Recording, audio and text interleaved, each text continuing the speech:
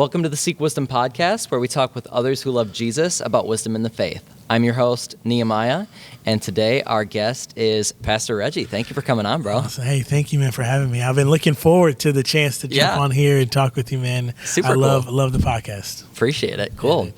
I just feel like it's funny, like I know you, but I feel like we haven't had a chance to like talk for more than a few minutes. Yeah. I know that like you're crazy busy being a pastor. I'm crazy busy shooting normally when I'm you're doing here. a lot. So it's like, on the one hand, I was like, oh yeah, like I would love to talk to Reggie, but then I'm thinking about it and I'm like, oh man, this is going to be our first time like actually talking. Yeah. So I'm really excited about it. And man. Yeah, it'll be good. So for those of you who don't know Reggie, I'm actually going to have you share, but can you give us some of your background? Like I know you as a pastor and as a person and stuff, but you know, how long have you been following Jesus? What is your role and where even are we? You know, like some people have no idea. I grew up born and raised in Metro Detroit, a diehard Lions fan. You know what I'm saying? Hey. And grew up in Michigan, born and raised there. I grew up in church. My mom and dad were first generation Christians themselves, and so I was second generation, born in the back row of the pew, you know, the church. And right. So grew up in church. Really got serious with my faith probably around my teenage years, and then really felt the call to ministry 19, 20, 21, kind of wrestled through that a little bit for those years. So I've been in ministry now for 15 years, youth pastor in Detroit area, and was in Minnesota for a while. Then I was in, most recently before I came to Kenosha, was in Grand Rapids, Michigan. And so love Michigan. I love the Midwest. I'm a Midwest boy through and through. And so now I get the privilege to be the young adults pastor here at Kenosha at Journey Church. We're representing our 5 campuses here and one in Lithuania as well. And so it's really just a privilege to be able to be here and serve in this church. I host a lot on Sunday mornings. And so we're actually in the lobby of Journey Church right now. And so it's kind of cool to be able to shoot here and do some amazing things. Yeah, man. Sweet, man. I love that. Yeah. I know that young adults is super important to you. And honestly, like for me, I went to the ministry college here before I, did some ministry in Seattle and everything. Yeah. And I was originally planning to be a youth pastor, and maybe God will have me do that someday. I don't know, but come on, man. Never too late. Right.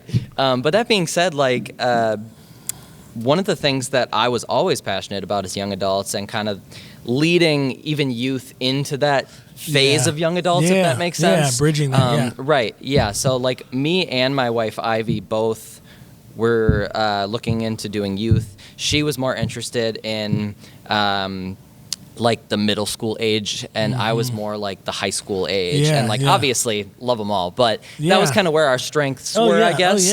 And so I don't know, like young adults is like obviously a little outside of that, but I think in my head the way that God gave me his eyes for students was like fostering them to follow him and have the right heart and the right mindset leading into that young adult's age. I don't know that I was always, maybe the best at like seeing them in the present. And, maybe that's something God will work on me in. But I feel like my passion was really in the more leading students so that they're equipped for that young adult's age. And so I'm super passionate about what you do, because I'm just like, bro, my man is killing it in this age group that I'm like so excited about and passionate about. And but yeah, man, I love it, and you inspire me in the way you do ministry, and it's cool. So I was a youth pastor for majority of my time in ministry, and so I have a huge heart. Started as a middle school pastor, and then was a youth pastor, then became a youth and young adults pastor, and then transitioned here as the young adults pastor. And so definitely have a huge heart for middle schoolers, and even in my role now, Journey allows me to travel a lot, and I get to preach at youth camps all summer and do that. So I still have a deep connection, a heart for youth ministry as well. Sure. Man. They're all impactful. Ministry, next gen ministry is beautiful. I can't say that I can jump in kids ministry at any time, but that is another gifting that I don't have. Yeah, for sure. I can pop in and go, hey, what's up? And then I'm out. But yeah, it's great, man. It's great. Man, that's sick. Cool. Well, before we get into it, I would love to ask you about, if you have a life verse, I would love to hear what yours is. Yeah. And then also, how you let that impact the way that you live your life.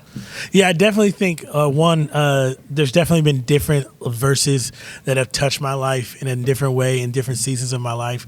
There's obviously like there's a proverb a day, right? You could go through, but the verse that's always kind of stuck with me is 2 Corinthians 5:17. Therefore, if anyone is in Christ, he's a new creation. The old is gone, the new is come. And that really is a verse that I've kind of set not just my life on, but my ministry upon. Is seeing people. I love my friend says it like this: seeing people not as they are, but as they could be or as they should be, right? And that's how we're called to see, especially as Christ people, as Christ followers and pastors and ministers.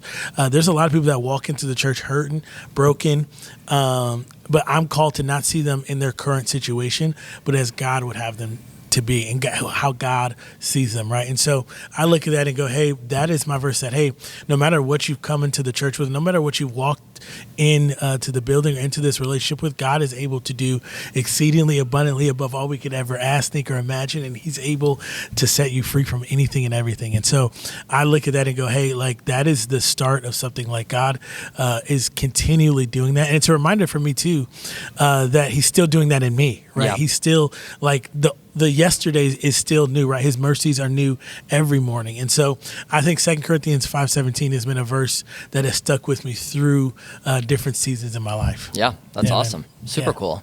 I know that just like even relating it to what I was even talking about earlier of like seeing where they will be essentially, right? Or how God sees them. I feel like, I love that message there. And I think that that's something that even not just in ministry, but even just as people, right, like in the world, as Christ followers, it's a good perspective to have to constantly work on reframing your vision. It's easy to get mad at people or frustrated or whatever, but God sees everyone, including us, with such grace, and we need it. I need it. You know, me too, man. Yeah, my wife is very generous and gracious with me. So, God uses her in that way. She is oftentimes the Holy Spirit in my life. Amen. Right? Speaking wisdom. So, I just think it reminds us that we all, right? Romans says that we all sin and fall short of the glory of God, and we need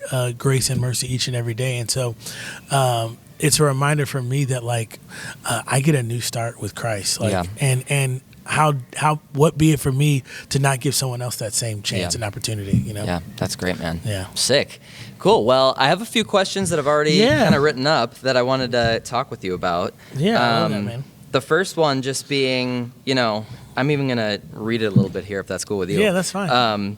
But as a young adults pastor, what is it about the different age perspective that you find so interesting? Yeah. And also, too, I kind of thought to myself, like, what is the merit for someone like me, for someone who's way older, for someone who's kind of in the middle? What is the merit in taking advice or wisdom or kind of opening yourself up to thoughts from a younger generation, someone who has less life experience than you? What merit is there in something like that? Yeah, well, I think, there's beauty in diversification of thought and idea, and I think different generations bring a different lens to the table, and that's why I think there's a beauty when Paul says to Timothy, don't let anyone look down on you because of your youth, right? There's a beauty that wisdom isn't attached to an age, right? There's people that are much older than me that are wiser than me, and there's people that are younger than me that are wiser than me, right? And if I think that wisdom is not a delineation based on my age, right? There's people that are much older than me that come to me for advice, and I'm like, man, you should be way past like coming to me. But I think there's a grace on that. There's a spiritual gift of wisdom as well and discernment. And so for me, I look at that and go, Gen Z, for example, is one of those that are deeply connected to authenticity, right? They care about authenticity, not impressed with performance or how eloquent you speak. They're really like, hey, we want the real you. And so I think that is why you see the shaping of the church today in the way that Gen Z is, because of how influential they are. We have to listen to younger voices and hear their ideas, especially post-COVID, right? We see like the shift in the change in culture, and I see a hunger, I see a thirst. You see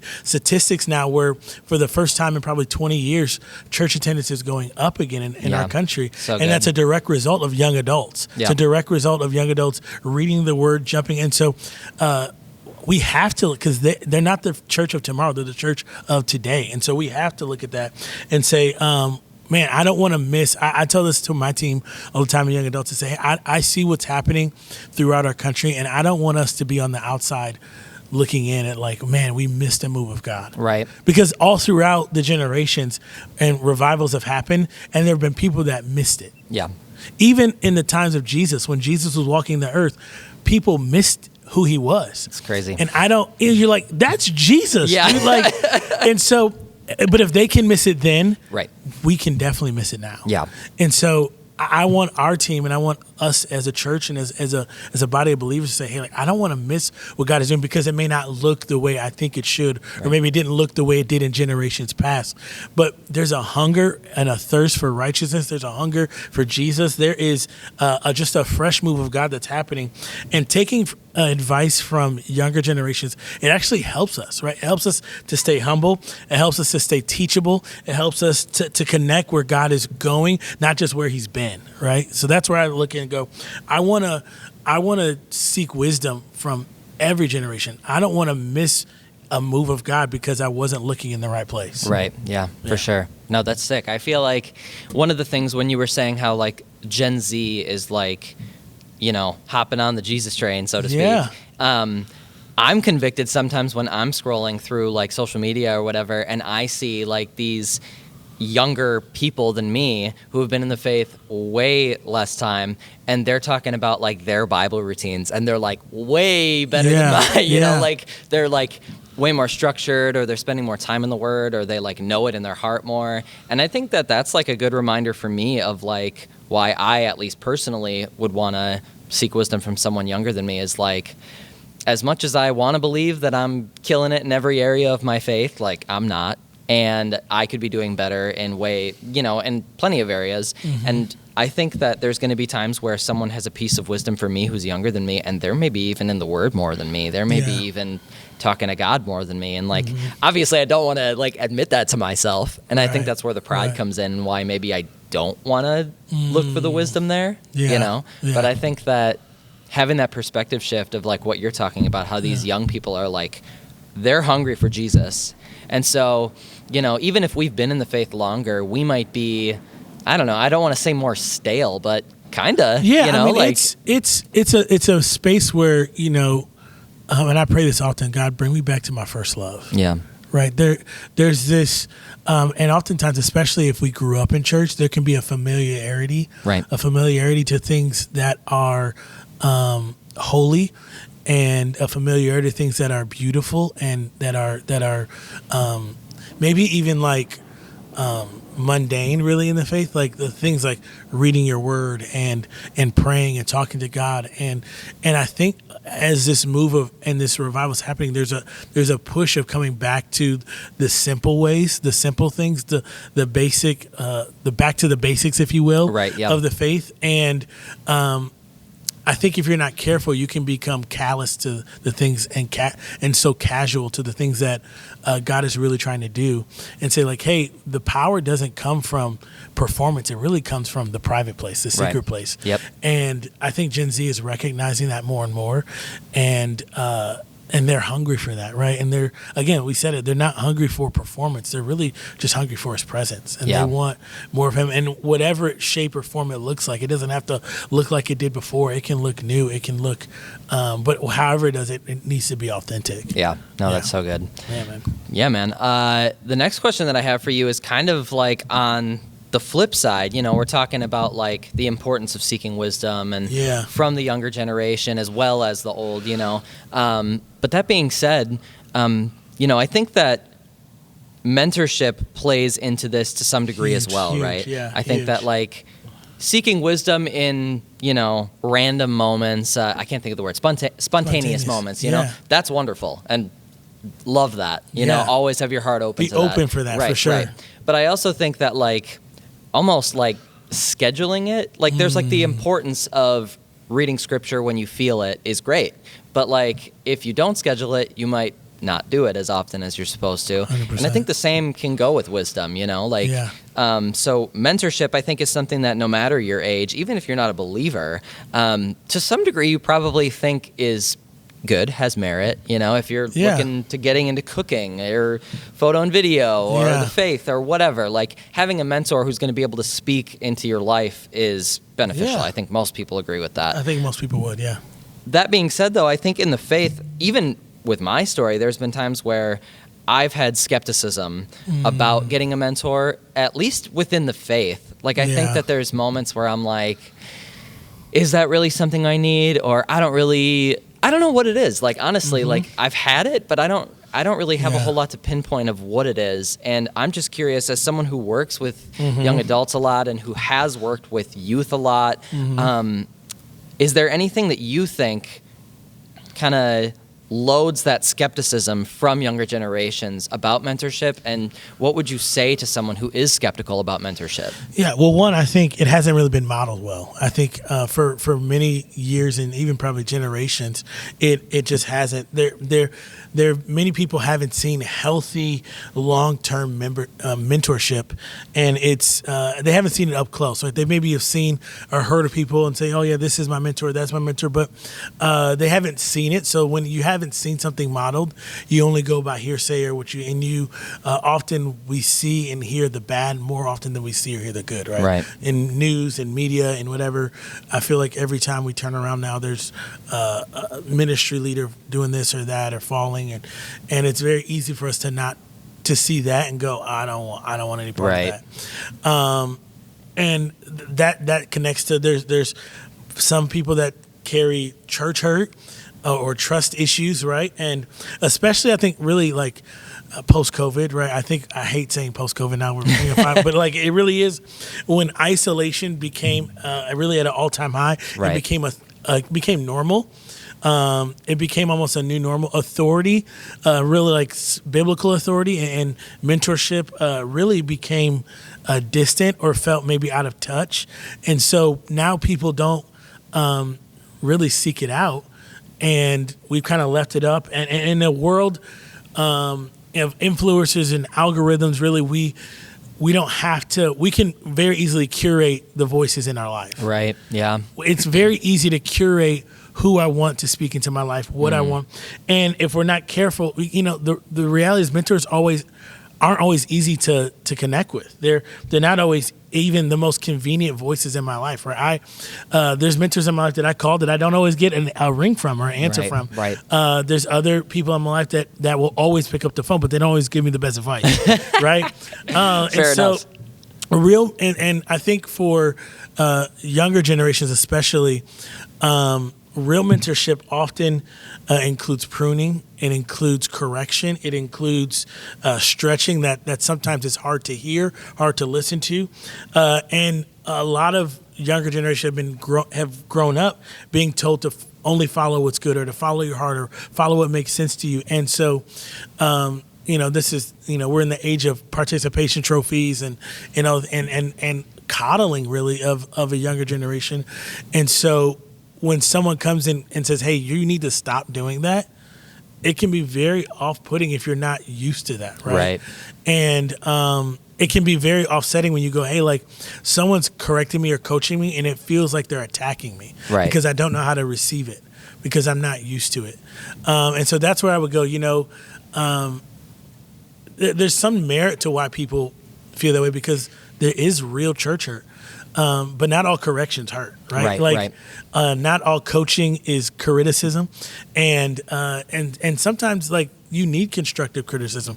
I think we've lost the heart, one, because going back to it hasn't been modeled for us, and so we have to come back to say, okay, how's it been modeled for us, and what is the benefit of it for me? I think about me in my own personal life. I am the leader I am today because of so many mentors in my life. People, whether for a season of my life or for the longevity of my lifetime, I've had people speak into my life consistently. My dad, other mentors, people like Pastor Steve Amaro, who was my youth pastor growing up. and people that have grown me just as in manhood, not even in ministry, but just in manhood and now in fathering. Now I've got a 9-month-old daughter. I'm brand new to this thing. Same. And so I'm sitting here like, okay, what is normal? How do I? And that's adjusted even in my marriage, right? That's adjusted how we communicate with one another, and we have to be super intentional with how we love one another. And I need people who've been there before to coach me and teach me and lead Right. me. And if not, because I don't want to make the same mistake. Hey, mentorships help you not make the same mistakes, right? That they did. Like, watch and learn. And I think we just need to get back to that. There's just a healthy, really a biblical mandate for it. Yeah.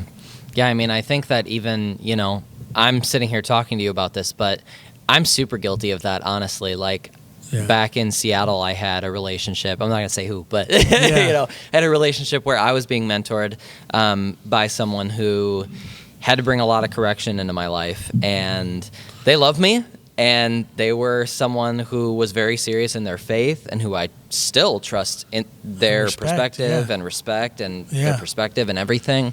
But I can think of like 3 or 4 times in particular while I was out there, while they were mentoring me, that I was like, bro, like, why is he like coming at me right now? But like in an emotional way. Like, one in particular, I cried because I was like, in the moment, I'm like embarrassed because I'm crying, like involuntarily, like it's just an emotional reaction. But I needed to hear it, and I wasn't like, this person sucks. But in the moment, I kind of was. In the moment, I was kind of like, dude, like, not even I don't want to hear this, but like, why are you being mean to me? It's kind of how I felt in the moment. And I think it took me, honestly, probably maybe a few months even to look back and be like, man, that was something I needed to hear. And now I really am like, that was a valuable moment, And I think we have to, there's this, don't throw the baby out with the bathwater kind of thing. Like, not every mentor is a phenomenal communicator. Right. Or and so I think we have to make sure that, again, in an age of curating, in an age of where we can do the podcast and we can do 7 takes of it and make sure I say it exactly right. And then somebody receives it and they don't know I messed it up 4 or 5 times before. They only hear the perfect edit clip and they're like, oh man, that spoke right to me. But it's like, I actually didn't say that right the first time. Right. And so I think we have to, as people that are receiving mentorship, be ready to receive that and allow that coaching and that pruning. Like, pruning doesn't feel good. Right. No one likes to be. Jesus talks about like being put in the fire. Like, I don't want to be in a fire, but that's how we're refined, is in hot places and in places of where we're not comfortable. And I think if we seek comfort in our mentorship, we'll never grow. Yeah, because things that are comfortable don't grow. Yeah, no doubt. Cool. No, that's super good. I think, I mean, that's something that I think we can, at least most of us can for sure grow in. I mean, myself included, like I've gotten better, I think, at receiving that. But I think one perspective that helped me, I don't even remember where I heard this, to be honest, but like, if you have that kind of scheduled mentorship, or even if it's not scheduled, but you have someone that you regularly go to for mentorship, kind of like you were saying, like, I have somebody who I call all the time, even if they don't always answer. It might be someone you call anyway, often, because you see them as that mentor. I think I've shifted my brain to prep a little extra grace in how they say or what they say, and to search for the gold nugget, so to speak. Because I'm like, if I'm going to this person for mentorship or going to this person for advice, if I know I trust them, especially if I know they're a believer, they're hearing from God, they're in the Word, like, I should prep my heart a little bit to not just receive it, but like, be prepared for them to almost give me advice in a way that's not the best well-spoken, but still to find like, what are they trying to say? Exactly. I think that sometimes it's easy for us to like get the face value and to be like emotionally harmed by that, even if they just maybe said it weird. They're trying to help you. Right. They're trying to help you. And if you don't prep your heart to receive how they're trying to help you, they're human. They might mess up how they're trying to say it, but they care. If they care about you and you know that, and you're going to them for wisdom voluntarily, like they probably you're have seeking it, right? Right. They probably have your best interest in mind, and at least to some degree within this context, you know. And so I think that I've at least grown in that way by, I don't know, prepping my heart before I make those calls, prepping my heart before I have those meetings. Like, all right, we got to get into constructive criticism mode here, you know. Like, you got to prepare my heart to receive, right? Right. Like, I think that is a lost art in today's age. Is that we've not yet. We want to grow, as long as it doesn't hurt. Yeah. So it's like, well, a lot of things grow, but the good things that grow get cut. Yeah. Right? Weeds grow and grass grow, but we don't want one of them. Right. Right? And so I think we just have to prepare our hearts, like you said, to be ready to receive it, and to hear it maybe even in an unpalatable way sometimes. Right. Yeah. No, that's good. Cool, man. Well, that's pretty much everything I have about this topic in particular. Yeah. Is there anything else that I didn't ask you about that you wanted to talk about? Like, I want to give you the opportunity to share your heart if you For sure. had Well, something. this is one of my favorite topics to talk about. So I could talk about mentorship, and really I like to call it, especially in church, spiritual mothering and fathering. That is really the thing that I think is helpful to look at, because again, it's not an option. That's why I love that even the title of this podcast is to seek wisdom, because it's not a passive thing. You have to really seek it out. Yeah. Right? Wisdom's just not going to just dawn upon you, right? Even Solomon, when King Solomon prayed and asked for, he sought out wisdom. He asked the Lord to give him wisdom, and that's something I pray regularly: is Lord, give me wisdom in this moment. Give me wisdom.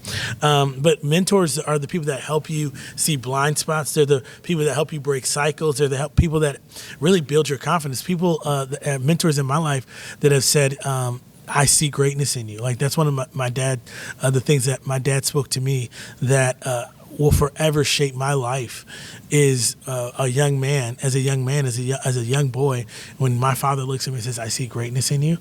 Man, that shapes the confidence in me. Like, I'm great. I don't care what nobody says, right? Yes. But there have been so many people along the way that have built my confidence and given me opportunities really far beyond my skills or abilities, and have allowed me to grow into them.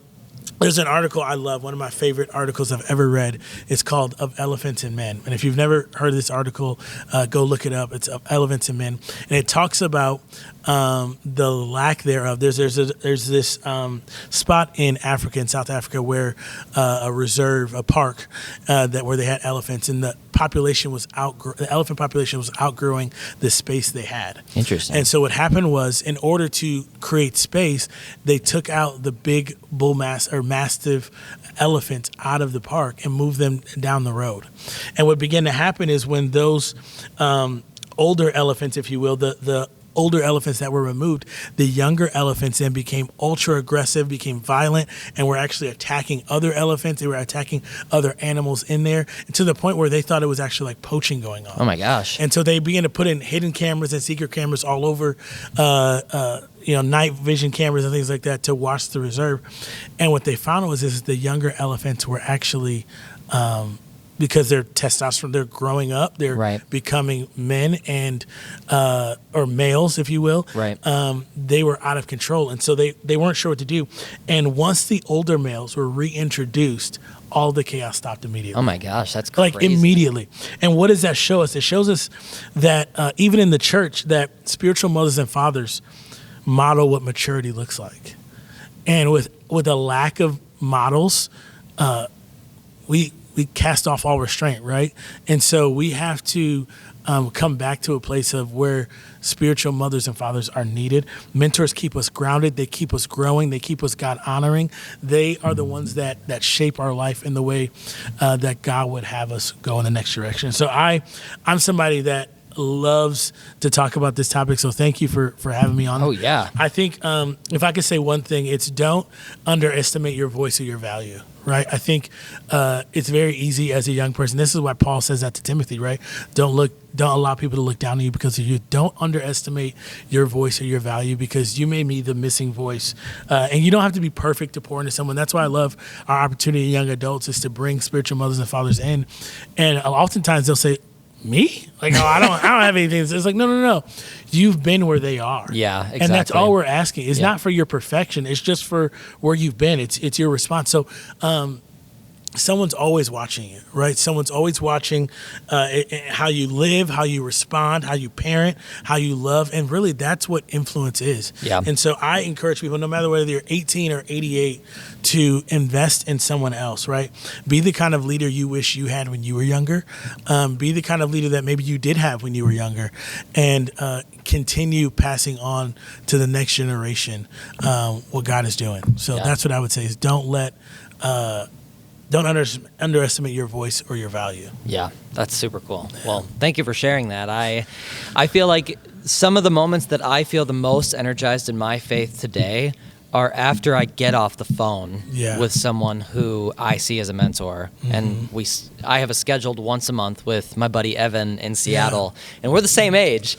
But I look at him as so he is a mentor of mine for sure. 100%. He is so on fire for Christ. And is he flawless? No. And he's probably laughing hearing this right now. But he's incredible man of God, and I look up to him so much. And I think that there have been times where he's said to me I can't believe you look up to me, or I'm paraphrasing, but something like that. I'm like, bro, so to your point, don't underestimate I don't remember what you said, but your voice or your value. Right. He sometimes feels that sense of, inadequacy is maybe a strong word, but you get my point. Yeah. And I'm like, bro, you are one of the voices that I go to, That's awesome. And so I think that just to your point, you might not feel like you're one of the voices, so to speak, but for someone you are. And 100%. Your actions might it might not even be your voice. It might be your actions. It might be how you conduct your business, or how you conduct yourself as a pastor or as a mother or